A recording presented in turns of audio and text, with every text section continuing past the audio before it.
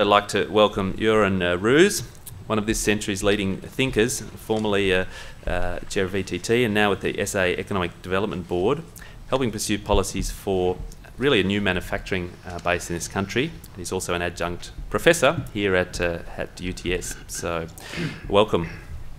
Goran, I'll start with a question for you. Something that came up more than once on the panel was this role of collaboration and the role of consumers in the transition towards the circular economy. How do you see their influence fitting in?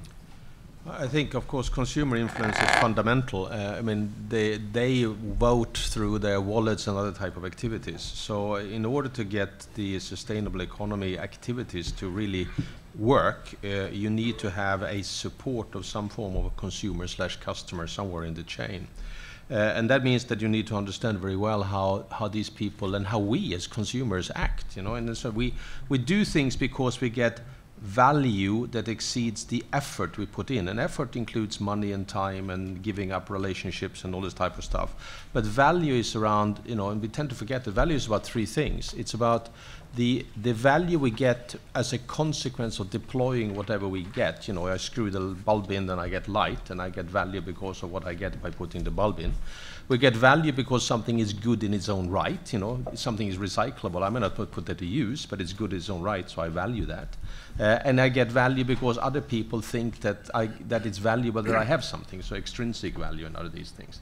And that means that we need to use all those tools to change people's behavior, because that is it. Unless we change people's behavior, things are really not going to change very fast. You can't push people to do things they don't want to do, you know, no matter how much you do things. And that goes for everything from behavioral purchase to what we want to cooperate with. And also to be realistic. If you're going to work together, you need to have an attitude that when you enter a room, both parties are going to win. Okay? When I walk around to Australian companies, primarily in the SME world, which I see a lot of, the attitude that they're going to have when they go into a room together is that you're going to lose and I'm going to win. Okay. That's not a real good basis for a collaborative attitude, and you have to change those type of things. But it also means you have to realize that there is a cost initially in collaboration. You have to give something up in order to get something later on. And these are not easy issues, and that I think is really something we have to be realistic about, how to make these things happen. And it ain't going to happen overnight.